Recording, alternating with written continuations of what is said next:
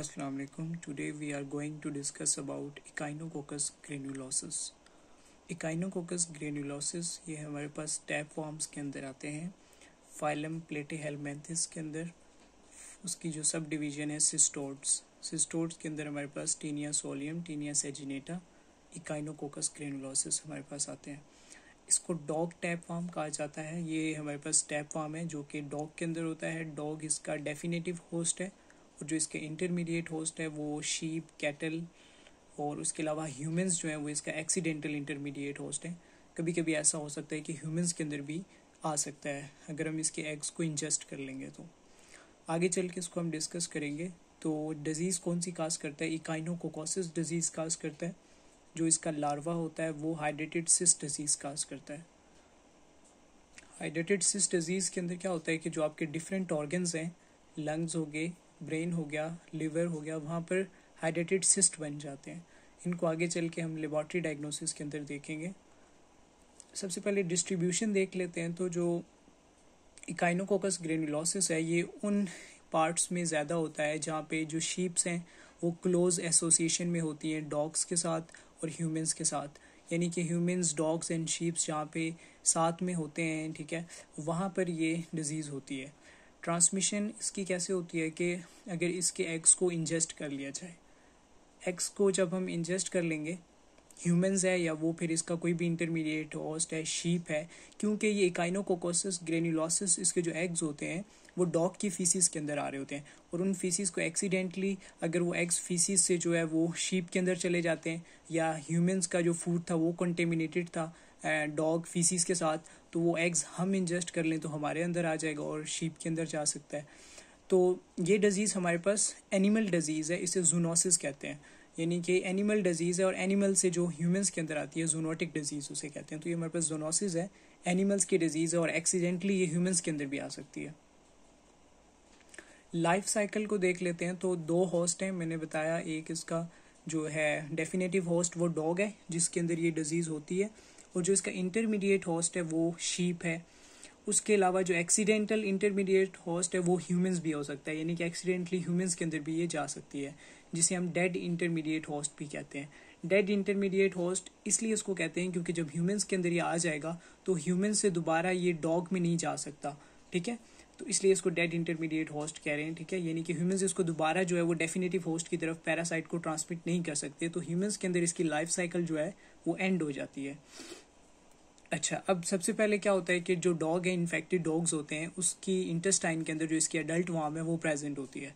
तो एग्स जो है वो डॉग की फीसिस में आ रहे होते हैं और डॉग की फीसिस में जब वो एग्स आ रहे होते हैं तो जब उनको जो इसका इंटरमीडिएट होस्ट है वो शीप है या वो ह्यूमंस हैं, जब वो उसको इंजेस्ट कर लेंगे तो क्या होगा कि फिर वो उन्होंने इंजेस्ट कर लिया एग्स, तो वो एग्स जो हैं तो हम इंजेस्ट कर लेंगे और वो हमारी इंटेस्टाइन के अंदर चले जाएंगे. इंटेस्टाइन में जाने के बाद ड्यूडिनम के अंदर वो क्या करेंगे कि उनसे एम्ब्रियो बनेगा जिसे हम ओनकोस्फेयर कहते हैं.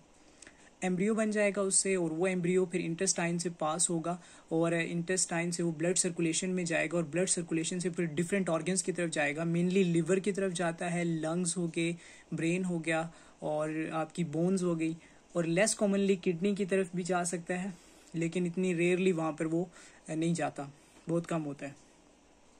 अच्छा, अब वो डिफरेंट ऑर्गन्स की तरफ चला जाएगा. ये शीप की बात हो रही है कि शीप में ऐसा होता है, ह्यूमंस के अंदर भी ऐसा ही होता है. अब शीप के अंदर वो डिफरेंट ऑर्गन्स में चला गया, वहाँ पे जाके वो क्या करेगा, हाइड्रेटेड सिस्ट बना देगा जिसके अंदर प्रोटोस्कॉलेक्स होगा.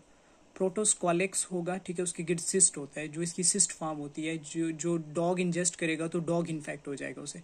अब वो प्रोटोस्कॉलेक्स जो है वो मौजूद है शीप के अंदर या ह्यूमंस के अंदर जो इसके इंटरमीडिएट होस्ट है. अब जब वो उसको क्या करेगा कि डॉग खाएगा इन्फेक्टेड शीप को, जो उसका है शीप के अंदर था. ठीक है, अब शीप के गोश्त को अगर क्या करता है कि डॉग खा लेता है तो वो शीप से क्या करेगा कि डॉग में चला जाएगा.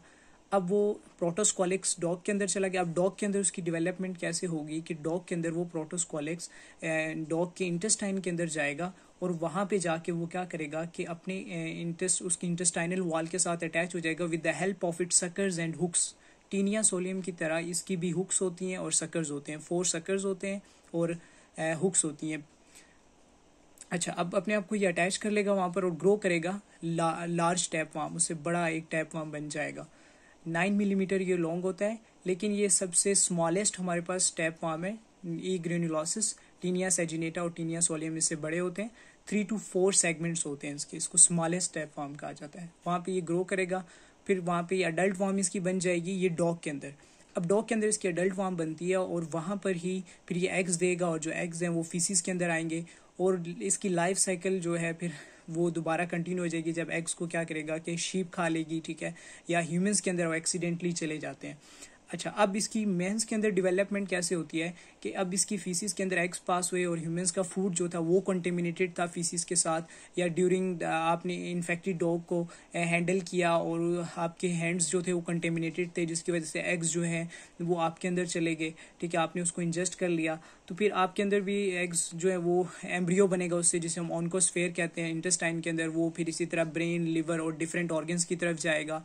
वहाँ पर जाके अब ह्यूमंस के अंदर वो क्या करता है कि वो टिश्यू के अंदर एम्बेडेड हो जाता है वो जो एम्ब्रियो है, और फिर उससे क्या होता है कि आफ्टर सेवरल मंथ्स और ईयर्स उससे फिर क्या होता है कि हाइड्रेटेड सिस्ट बनता है डिफरेंट ऑर्गन्स के अंदर, और फिर उसे हम हाइड्रेटेड सिस्ट डिजीज कहते हैं। अच्छा, अब यूं इसकी डेवलपमेंट जो है वो डेवलपमेंट ह्यूमंस के अंदर भी इसकी होती है। तो ये इसकी लाइफ साइकिल थी। अच्छा, अब इसके क्लिनिकल फीचर्स क्या क्या होंगे? तो ये सीरियस डिजीज काज करता है ह्यूमंस के अंदर, क्योंकि इसका जो सिस्ट होता है अगर वो रप्चर हो जाए ब्रेन के अंदर तो वो सीरियस एनाफाइलेक्टिक शॉक करवा सकता है।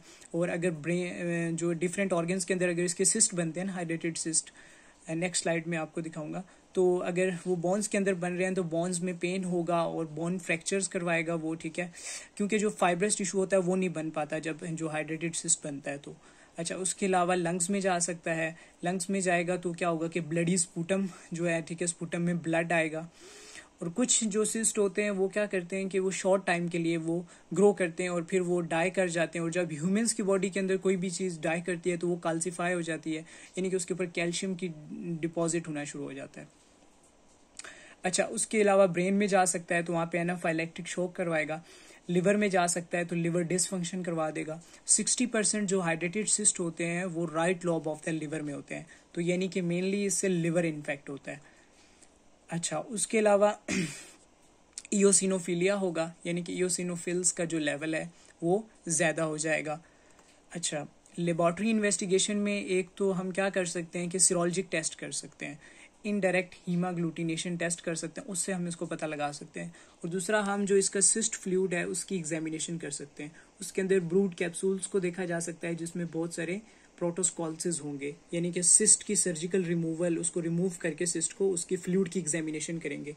ये आप देख सकते हैं कि ये जो है इसके अंदर ये आपको कैप्सूल्स नजर आ रहे होंगे, ये कैप्सूल्स हैं, और ये इनके अंदर जो है ये इनके अंदर हाइड्रेटेड जो प्रोटोस्कॉल्सिस हैं, ये इनके अंदर ये प्रोटोस्कॉल्सिस हैं, और ये बड़े बड़े जो आपको नजर आ रहे हैं ये ब्रूड कैप्सूल्स हैं। तो इससे हम कंफर्म कर सकते हैं कि ये ई ग्रेन्युलोसिस है, क्योंकि जो इनके एग्स होते हैं टीनिया सोलियम, टीनिया सेजिनेटा और ई काइनोकोकस ग्रेन्युलोसिस के, उनको डिफ्रेंशिएट नहीं किया जा सकता आपस में। तो आज का हमारा टॉपिक इतना ही था।